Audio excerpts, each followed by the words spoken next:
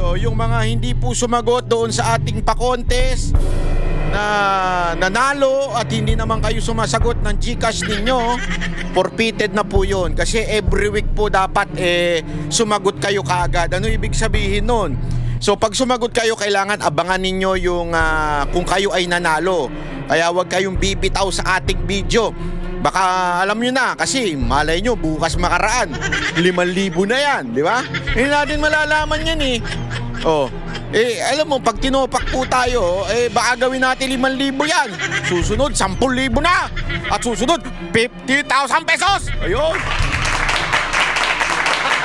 Gago. Kaya dapat dyan lang kayo, kasi minsan bibiglain natin. Sa isang araw, biglain natin, may mananalong tig sa 10,000. Yun, palakpakan.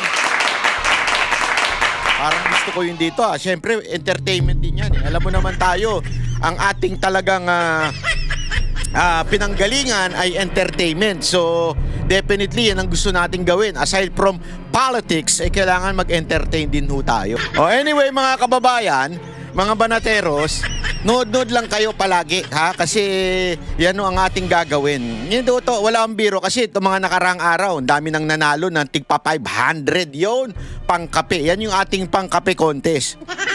Pero sa susunod, pang-steak ang contest natin, yon.